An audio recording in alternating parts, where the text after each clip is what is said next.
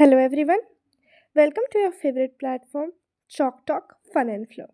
तो आज हम करने वाले हैं क्लास 8 क्यूरियोसिटी का chapter number 9 the amazing world of solute solvent and solutions. ये है हमारा पार्ट 2। पार्ट 1 में अपलोड कर चुकी हूँ। तो जैसा कि मैंने कहा था पार्ट 2 हम यहाँ से स्टार्ट करने वाले हैं, तो फटाफट से स्टार्ट कर लेते हैं। यहाँ पे सबसे पहले हमें कुछ एक्टिविटी दी हुई है और एक टेबल दी हुई है जिसे हमें फिल करनी है। तो इस टेबल में क्या है कि हमें एक ग्लास टम्बलर लेना है। अच्छे से मैं ड्रॉ करके दिखा देती हूँ। हमें एक ग्लास टम्बलर लेना है जिसमें हमें आधा पानी भर लेना है, ठीक है, ओके। जिसमें हम आधा पानी भर लेंगे एंड देन हम इसमें नमक मिलाएंगे, ओके। हमें उसमें नमक मिलाना है। जैसे हम पहले मिलाएंगे 1 चम्मच नमक। वो जब उसे स्टिर करना है। स्टिर करने का मतलब होता है मिक्स करना। स्टिर करने का मतलब होता है मिक्स करना। मिक्स करना मतलब जैसे हम नींबू पानी बनाने के लिए ग्लास में पानी में चीनी और नींबू वो मिलाते हैं, बिल्कुल वैसे ही नमक को हमें पानी में स्टिर वेल करना है, यानी अच्छे से मिलाना है जब तक वो अच्छे से डिज़ोल्व ना हो जाए। और वैसे ही हमें नमक डालते रहना है, डालते रहना है, डालते रहना है जब तक वो नमक नीचे बैठने ना लगे, लाइक दिस। देख सकते हैं यहाँ पे 1 ग्लास पानी है ना, ये 1 ग्लास में पानी है, राइट। और यहाँ पे कुछ नमक नीचे बैठ गया है ना। ये ही चीज़ की यहाँ बात की जा रही है। हमें ये ऑब्ज़र्व करना है कि कितने चम्मच आप डाल पा रहे हो नमक, ठीक है। और यहाँ पे इस टेबल में लिख लेना है, ठीक है, ओके। आगे बढ़ते हैं। उसके बाद हमें इसी हमारे जो अभी हमने ये किया है एक्टिविटी, इसके ऊपर एक पैराग्राफ दिया हुआ है जिसमें हम कुछ इम्पॉर्टेंट वर्ड्स पढ़ने वाले हैं, such as unsaturated, saturated solution, unsaturated solution, concentration, concentrated and dilute solution। यहाँ पे आपको 2 ग्लास दिख रहे हैं, अनसैचुरेटेड एंड सैचुरेटेड के, ओके। तो अब मैं line to line word to word explanation की जगह आपको डायरेक्टली बता देती हूँ कि अनसैचुरेटेड एंड सैचुरेटेड चीज़ें होती क्या हैं, एंड इस पैराग्राफ में जितना भी मेन पॉइंट है उन सब के साथ मैं आपको ये समझा देती हूँ। You might have observed that initially the salt completely dissolved in the water forming a solution। आपने देखा कि कैसे सॉल्ट completely dissolve हो रहा है वाटर में, जो एक सॉल्यूशन बना रहा है, ठीक है। कुछ चम्मच नमक डालने के बाद, यानी कुछ चम्मच सॉल्ट के मिलाने के बाद एक ऐसा स्टेज आता है जहाँ पे नमक ऐसे नीचे बैठने लगता है। बिल्कुल आया ऐसा स्टेज, और यहाँ पे ऐसा स्टेज कोई नहीं है, इसमें तो अच्छे से मिक्स हो रहा है ना। यही ये कहना चाह रहे हैं। तो जब the solution in which more solute can be added at a given temperature is called a unsaturated solution. क्या मतलब है कि एक ऐसा सॉल्यूशन हमने पढ़ा है सॉरी, एक ऐसा सॉल्यूशन जिसमें हम अभी और सॉल्यूट ऐड कर सकते हैं। सॉल्यूट मतलब सॉलिड, और यहाँ पे हमारा सॉलिड क्या है, यहाँ पे हमारा सॉलिड है हमारा सॉल्ट। यानी अगर हम इस सॉल्यूशन में और सॉल्ट ऐड कर सकते हैं, इसका मतलब ये एक अनसैचुरेटेड सॉल्यूशन है। लेकिन जैसा कि हम ये अपने नीचे वाले सॉल्यूशन में अब हम और ऐड नहीं कर सकते हैं, क्योंकि यहाँ पे अब सॉल्ट नीचे बैठने लगा है, तो इसको हम कहेंगे एक सैचुरेटेड सॉल्यूशन, ठीक है, समझ गए। एक ऐसा सॉल्यूशन एक ऐसा सॉल्यूशन जिसमें हम और सॉल्यूट ऐड कर सकते हैं वो होता है अनसैचुरेटेड सॉल्यूशन। और एक ऐसा सॉल्यूशन जिसमें हम और सॉल्यूट ऐड नहीं कर सकते हैं वो और एक अनडिज़ॉल्व्ड सॉल्ट रह जाता है, उसे हम कहते हैं सैचुरेटेड सॉल्यूशन। ठीक है। उसके बाद नेक्स्ट आता है हमारे पास concentration, concentrated and dilute solution. Okay, concentration क्या है? अमाउंट ऑफ सॉल्यूट क्या है?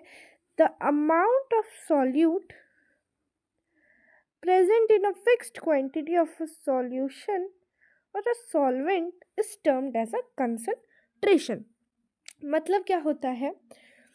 एक हमारा जो सॉलिड है, हमारे लिक्विड के अंदर जो सॉलिड है, उसकी जो एक फिक्स्ड क्वांटिटी है, उसे हम कहते हैं कंसंट्रेशन। ठीक है।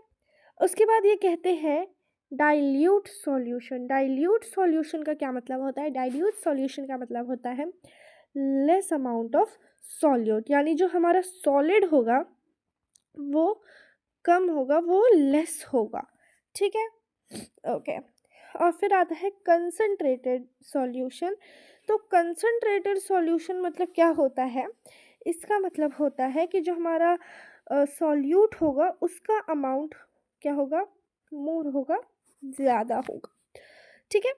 तो जो कंसंट्रेटेड हमारे जो एसिड्स होते हैं वो ज़्यादा रिस्की होते हैं कंपेयरिंग टू डाइल्यूट सॉल्यूशंस। ठीक है। क्योंकि डाइल्यूट में हमारा लिक्विड ज़्यादा होता है। मान लेते हैं कि हमारा पानी है और केमिकल हमारा सॉल्यूट है, सॉल्यूट ज़्यादा है, इसका मतलब है कि ये कंसंट्रेटेड है, और सॉल्यूट कम है, इसका मतलब है कि ये डाइल्यूट है। ओके, आगे बढ़ते हैं। यहाँ पे हमने जो अभी एक्टिविटी की थी टेबल वाली, उसके बारे में है कि solution obtained by dissolving 1 spoon of salt is dilute as compare to obtained by dissolving 2 more spoons of salt. जी बिल्कुल, ये सही कह रहे हैं। यहाँ पे हमारे पास 2 ग्लास है। ठीक है, 2 ग्लास है। इसमें मैंने डाला 1 चम्मच नमक, है ना, और इसमें मैंने डाला 2 चम्मच नमक। पानी का अमाउंट बराबर है, इसमें ज़्यादा सॉल्यूट है, इसमें कम सॉल्यूट है, इसमें है लेस, इसमें है, रुकिए एक सेकेंड, इसमें है लेस, इसमें है मोर। ठीक है। यानी ये हुआ कंसंट्रेटेड और ये हुआ डाइल्यूटेड। ठीक है, यही ये कहना चाहता है। ओके, उसके बाद एक और वर्ड आता है सॉल्युबिलिटी। सॉल्युबिलिटी, अब देख लेते हैं कि ये सॉल्युबिलिटी क्या चीज़ है। अब तो सॉल्युबिलिटी मतलब the maximum amount of the solute that can dissolve in a fixed quantity of the solvent is called its solubility। मतलब the amount, एक amount कि हम कितना amount डाल सकते हैं किसके? अपने लिक्विड के अंदर, अपने सॉल्वेंट के अंदर। आई होप आप मेरी बात समझ पा रहे होंगे कि सॉल्युबिलिटी क्या होता है। एक बार मैं ऊपर अच्छे से एग्जांपल के साथ समझा देती हूँ। ये हमारा ग्लास है, मान लीजिए। ठीक है, ये हमारा ग्लास है, इसमें मैं 2 चम्मच डाल रही हूँ नमक। ठीक है, डिज़ोल्व हो गया। देन मैंने डाले इसमें और मैंने 4 चम्मच डाले, वो भी डिज़ोल्व हो गया। लेकिन मैं क्या देख रही हूँ कि थोड़ी देर बाद जब मैंने इसमें 5वां डाला चम्मच, तो 5वां चम्मच जो है वो डिज़ोल्व नहीं हुआ और वो यहाँ पे जमा हो गया।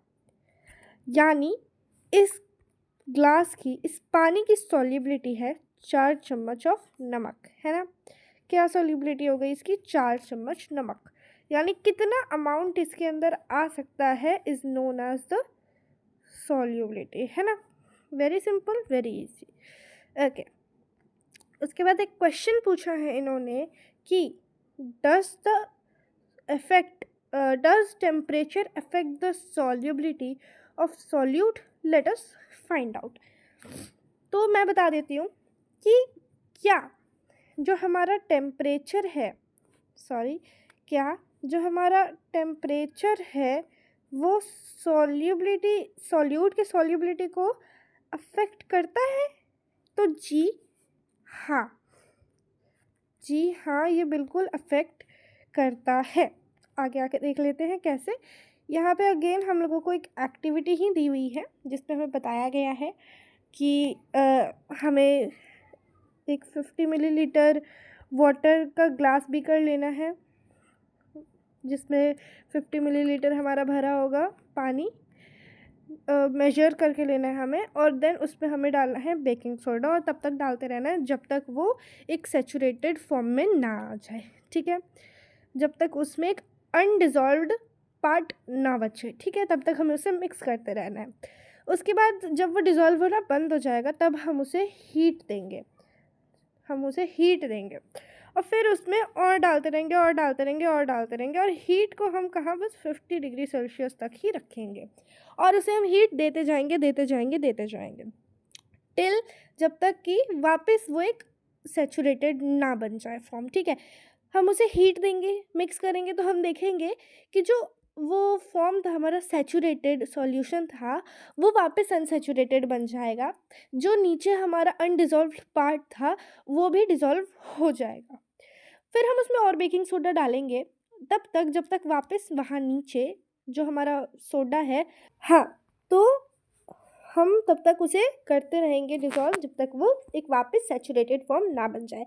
बाद में आप देखो यहाँ पे कि यहाँ लिखा है कि फिर हम जब वापस वो एक सैचुरेटेड फॉर्म बन जाएगा जहाँ अनडिज़ोल्व्ड हमारा जो सॉल्यूट है वो रह जाएगा, तब हम हीट बढ़ा देंगे। 50 डिग्री सेल्सियस था, हम उसे 70 डिग्री सेल्सियस कर देंगे, और फिर क्या होगा कि जो हमारा वापस जो सैचुरेटेड था हमारा सॉल्यूशन, वो हो जाएगा अनसैचुरेटेड, ठीक है। इसका मतलब है कि जी बिल्कुल यस, जो टेम्परेचर है वो अफेक्ट करता है सॉल्युबिलिटी को। अब यहाँ पे ये जो हमारा डायग्राम है हम उसे भी देख लेते हैं एक बार। क्या है ये? यहाँ पे है एक लेबोरेटरी स्टैंड, ठीक है। देन यहाँ पे एक लेबोरेटरी स्टैंड के साथ एक लेबोरेटरी थर्मामीटर लगा हुआ है, ठीक है, जिससे हम पानी का टेम्परेचर देखते रहेंगे। एक ग्लास रॉड है to stir the solution, beaker है जिसके अंदर पानी है, वाटर है जिसके अंदर बेकिंग सोडा है, एक वायर गॉस है या फिर कहें कि एक स्टैंड है, ट्राइपॉड स्टैंड है ये चीज़ जहाँ से हम फायर देंगे, और एक स्पिरिट लैम्प भी है, ठीक है। ओके, अब हमारे इस वीडियो के 2 लास्ट टॉपिक्स कवर करके हमारा पार्ट 2 ख़त्म हो जाएगा, एंड आगे का चैप्टर हम पार्ट 3 में पढ़ेंगे, ठीक है। तो अब हम ये आर साइंटिफिक हेरिटेज वाला पार्ट भी पढ़ लेते हैं, ठीक है। Okay okay, water has primarily been used as a solvent. क्या कह रहे हैं कि पानी को हम प्राइमरली मतलब अक्सर, वाटर अक्सर यूज़ किया जाता है सॉल्वेंट के रूप में, यानी लिक्विड के रूप में, प्रिपरेशन, मेडिकल फॉर्मुलेशन इन आयुर्वेदा सिद्धा के प्रिपरेशन में, यानी कुछ मेडिसिन्स बनाने में, कुछ हमारे होते हैं ना देसी उपचार कहते हैं, जैसे जिसमें हमने कुछ कुछ जड़ी बूटियाँ मिला के डाल दी, तो वो जड़ी बूटियों में हम अक्सर क्या यूज़ करते हैं, पानी का यूज़ करते हैं, और ये आयुर्वेदा और सिद्धा में ज़्यादा किया जाता है, ठीक है। Okay, and other traditional systems of medicine in India, specially यहाँ पे नोट किया गया है कि इंडिया में ही, specially in India, okay. Additionally, drug formulation have been prepared using hydroalcoholic extract of the herbs. मतलब साथ ही साथ जो ड्रग की फॉर्मुलेशन होती है उसे भी प्रिपेयर करने में हम हाइड्रोएल्कोहिक, ये याद रखिएगा, हाइड्रोएल्कोहिक एक्सट्रैक्ट का यूज़ करते हैं जो हमें हर्ब्स से मिलती हैं, ठीक है। Okay, the Indian system of medicine have also referred to use, जो इंडियन सिस्टम है मेडिसिन का उसने बोला है कि oil, ghee, milk and other substance को भी हम यूज़ कर सकते हैं as a solvent for drug formulation to help achieve benefits, help achieve the therapeutic benefits of the drug. इन किस किस चीज़ों का यूज़ कर सकते हैं हम? ऑयल का यूज़ कर सकते हैं, बिल्कुल घी, मिल्क और ऐसे ही कुछ अलग सब्सटेंस का यूज़ कर सकते हैं लिक्विड के रूप में, ताकि हम ड्रग का जो हमारा वो होता है बेनिफिट दवाइयों में कई बार वो अच्छे से आए और उनसे कोई प्रॉब्लम ना हो। देन हमारा नेक्स्ट टॉपिक है एक साइंटिस्ट के ऊपर, देख लेते हैं। Be a scientist. Okay, what inspired Asima Chatterjee to work on medical plants. हमारे जो साइंटिस्ट हैं यहाँ पे ये एक सेकेंड, ये इनका नाम है असीमा चटर्जी। और अब हम पढ़ेंगे कि इन्होंने मेडिकल प्लांट्स पे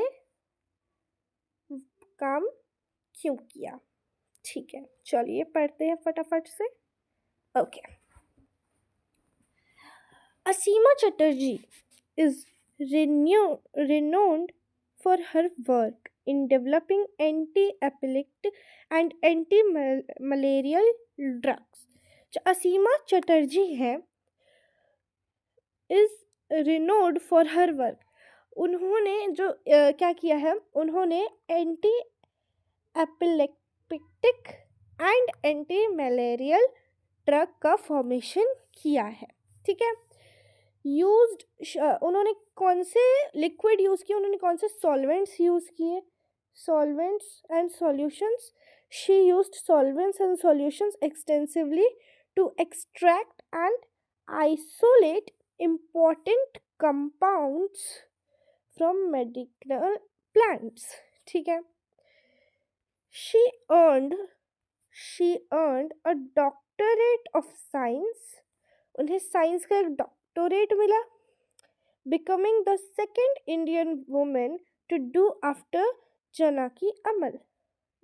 जनाकी अमल हम पढ़ेंगे।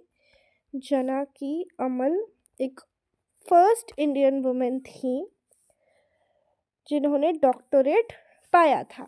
And Asima Chatterjee second doctorate वो सेकंड बनी जिन्होंने डॉक्टरेट ऑफ साइंस को लिया। ठीक है, becoming the second Indian women of course. Okay, she become कौन, Janaki Ammal. She become the first women to receive the Shanti Swarup. अब जो असीमा चटर्जी थी वो फर्स्ट वुमेन थी from India to receive Shanti Swarup Bhatnagar award in field of chemical science की field में। ठीक है, and also honoured with Padma Bhushan, और उन्हें पद्म भूषण से भी अवार्ड किया गया था। तो बच्चों मैं एक बात बोलूँगी कि this is a very important topic, इससे क्वेश्चन बनना कंफर्म है, ज़रूर से पढ़ लेना। इस पार्ट के लिए, इस वीडियो के लिए अभी बस इतना ही। नेक्स्ट पार्ट में हम यहाँ से शुरुआत करेंगे solubility of gases. Okay, thanks for watching, मिलते हैं आपसे बाद में। Keep supporting, don't forget to subscribe.